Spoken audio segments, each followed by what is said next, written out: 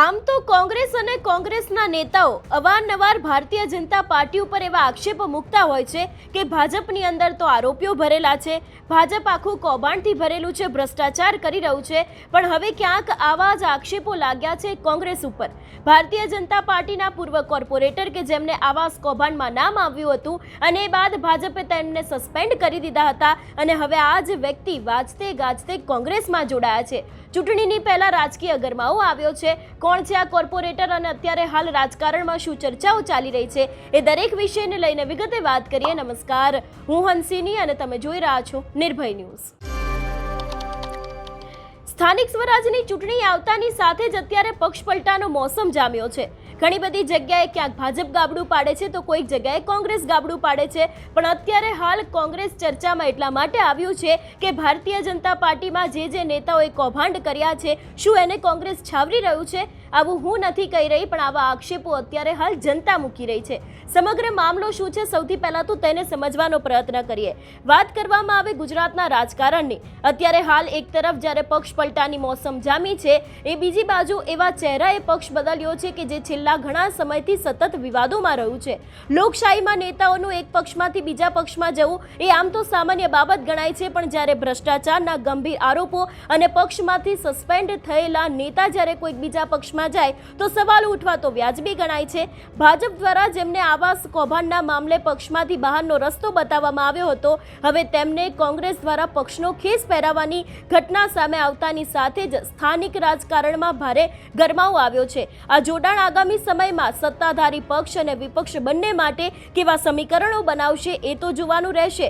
વાત કરવામાં આવે પૂર્વ કોર્પોરેટર એટલે કે દેવુબેન જાદવનો ભૂતકાળ વિશેની, છેલ્લા ઘણા સમયથી તે વિવાદોમાં રહેલા છે। આવાસ યોજનામાં થયેલી જે ગેરરીતિઓ હોય કે ભ્રષ્ટાચારના આરોપો હોય, આ મામલે હાઈકમાન્ડે અગાઉ ઘણા બધા કડક પગલાં ભર્યા હતા। પક્ષની પ્રતિષ્ઠાને નુકસાન પહોંચાડવા બદલ ભાજપે તેમને 6 વર્ષ માટે પક્ષમાંથી સસ્પેન્ડ કર્યા હતા અને લાંબા સમય સુધી રાજકીય વનવાસ ભોગવ્યા બાદ હવે તેમણે જ્યારે કોંગ્રેસ છે ત્યાં પોતાનો હાથ મૂક્યો છે અને પક્ષ પલટામાં દેવુબેનની સાથે ઘણા બધા લોકો કોંગ્રેસમાં જોડાયા છે। એટલું જ નહીં, કોંગ્રેસના મહિલા નેતા જેનીબેન ઠુમ્મર છે એમના જ દ્વારા આ વ્યક્તિને ખેસ પહેરાવવામાં આવ્યો છે। ત્યારે અત્યારે હાલ સવાલો એવા ઊભા થઈ રહ્યા છે કે કૌભાંડમાં સંડોવાયેલા નેતાઓને આશરો આપતા પક્ષની સામે જે અવારનવાર સવાલો ઊભા કરતી હોય છે કોંગ્રેસ, એની જ અંદર આવા કૌભાંડીઓને કેમ લેવામાં આવે છે? શું ખરેખર ભાજપના જે આરોપીઓ છે એ લોકોને અહીંયા છાવરવામાં આવે છે? કારણ કે એક તરફ આપણે જોયું હતું કે બાયડમાંથી જ્યારે યુવા મોરચાના પ્રમુખ આકાશ પટેલની વરણી કરવામાં આવી હતી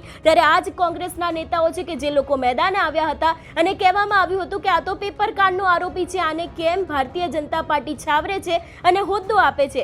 એવામાં જ્યારે હવે કોંગ્રેસે આજે દેવુબેન છે એમને આખો હોદ્દો આપ્યો છે, એમને અત્યારે હાલ પોતાના પક્ષમાં લીધા છે, તો અત્યારે રાજકારણની અંદર પણ ક્યાંક ચર્ચાઓ જામી લઈ છે। આ સમગ્ર વિષયને લઈને દેવુબેન કે જે આમ તો ભારતીય જનતા પાર્ટીના પૂર્વ કોર્પોરેટર હતા અને હવે જ્યારે કોંગ્રેસમાં જોડાયા છે ત્યારે તેમના દ્વારા શું કહેવામાં આવ્યું છે તે સાંભળીએ। મારું નામ દેવુબેન જાદવ।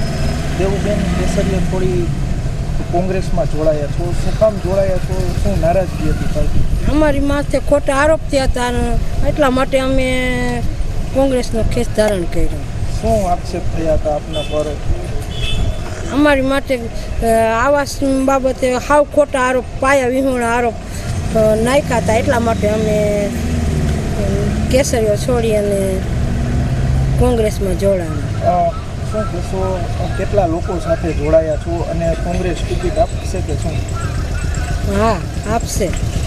પાર્ટી દ્વારા તમને સાંભળવામાં આવ્યા હતા આક્ષેપ થયા ત્યારબાદ? અમને ત્યાર પછી ક્યારેય સાંભળવામાં ત્યાં અમને કાર્યાલયે કે એમ ક્યારેય બોલાવ્યા નથી। સ્થાનિક સ્વરાજ્યની ચૂંટણી પણ નજીક આવી છે, લોકો સ્વીકારશે, લોકો વિજેતા બનાવશે, શું કહેશો? એ તો અમે કામ કર્યા હોય એ પ્રમાણે લોકોને અમને પૂછી અને પછી જ પગલું ભર્યું છે, એટલા માટે લોકો જ જવાબ આપશે। મારું નામ મનસુખભાઈ જાદવ છે।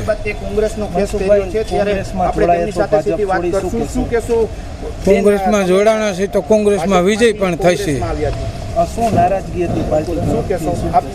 નારાજગી તો આ મારા તાવલાની નીતિ હતી, એના માટે અમને સસ્પેન્ડ કર્યા હતા અને એને સાબિત કરવા માટે એટલા માટે જ અમે આ કોંગ્રેસમાં જોડાણા છે અને તમામ જ્ઞાતિજનોના આગેવાનોને મળી અને પછી મેં આ નિર્ણય લીધો છે અને એટલે હું કોંગ્રેસમાં જોડાણો છું. તમારા પર આક્ષેપો વ્યક્ત થયા હતા, શું કહેશો તેને? એ તદ્દન ખોટા છે. અમારી માથે આક્ષેપ થયા. અમને કોઈ વસ્તુ આપી છે નહીં અને ખોટા અમને સસ્પેન્ડ કરી નાખ્યા. એટલા એને સાબિત કરવા માટે જ અમે આમાં જોડાણા છે. પાર્ટી દ્વારા આપને સાંભળવામાં આવ્યા હતા? કોઈ વસ્તુ કંઈ કરવામાં આવી છે નહીં. શું પાર્ટી પાસે કઈ અપેક્ષા હતી, પૂર્ણ ન થઈ? ના, અમારે કોઈ અપેક્ષા નથી. અમારે સાબિત કરવા માટે અમારા માટે આ એક જ રસ્તો છે કે અમે આમાં જીતી બતાવી. એ જ અમારો રસ્તો છે. જ્યારે તમારી વાત મૂકી હતી ત્યારે તેમના દ્વારા તમને શું કહેવામાં આવ્યું હતું? ટિકિટ આપશે એ અમને 100% વિશ્વાસ છે. કારણ કે અમે રજૂઆત કરી હતી. અમારા વેવાઈ મનોજભાઈ જિંજરિયા સાથે હું લઈ અને અમિત ચાવડા સાહેબ પાસે ગયો અને અમારા સમાજના પૂર્વ ધારાસભ્ય ઋત્વિકભાઈ મકવાણાને મળી અને અમે એને કન્ફર્મ કરી પછી જ અમે આમાં જોડાણા છે. લોકો તમને સ્વીકારશે, પરંતુ વિજેતા બનાવશે તેમના દ્વારા એ અમે તમામ જ્ઞાતિને ભેગા રાખીને પૂછીને પછી જ અમે આમાં જોડાણા છે. તેમના કોંગ્રેસ દ્વારા પણ તમને એટલે એક તરફ જ્યારે અત્યારે હાલ દેવુબેન કોંગ્રેસમાં તો જોડાયા છે, પણ સવાલો એવા ઊભા થઈ રહ્યા છે કોંગ્રેસની પ્રતિષ્ઠાનું શું, કે જે તરફ કોંગ્રેસના નેતાઓ છે, જિગ્નેશ મેવાણી હોય કે પછી કોઈ પણ બીજા ધારાસભ્યો લઈ લો કે બીજા નેતાઓ લઈ લો, એ એક બાજુ એવા આરોપો મૂકે છે કે ભારતીય જનતા પાર્ટી ભ્રષ્ટાચાર કરે છે, ભાજપની અંદર ભ્રષ્ટાચારી નેતાઓ પડ્યા છે, તો પછી આ જ નેતાઓને કોંગ્રેસ કેમ છાવરી રહી છે? સવાલોની વચ્ચે જોવાનું રહેશે કે સ્થાનિક સ્વરાજની ચૂંટણીમાં કોંગ્રેસને ક્યાંક આ વાત ભારે પડશે કે કેમ. કારણ કે એક તરફ અત્યારે હાલ કોંગ્રેસ પોતાનું પ્રભુત્વ બચાવવા માટે થઈને ઘણા બધા પ્રયત્નો કરી રહી છે, ઘણી બધી જગ્યાએ તેમને સભાઓ કરી રહી છે, પણ ક્યાંક કોંગ્રેસ જે રીતે પહેલા એક્ટિવ હતી એટલી એક્ટિવ નથી જોવા મળતી. જે જગ્યાએ કોંગ્રેસ નથી પહોંચતી એ જ દરેક જગ્યાએ અત્યારે હાલ આમ આદમી પાર્ટી પહોંચી રહી છે.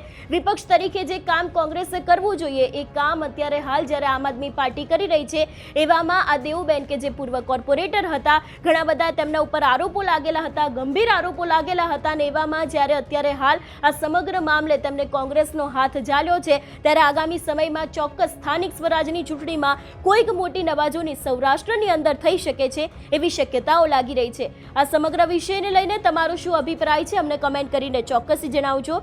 તેની સાથે અમારી ચેનલ નિર્ભય ન્યૂઝને લાઇક, શેર અને સબસ્ક્રાઇબ કરવાનું ભૂલશો નહીં. નમસ્કાર.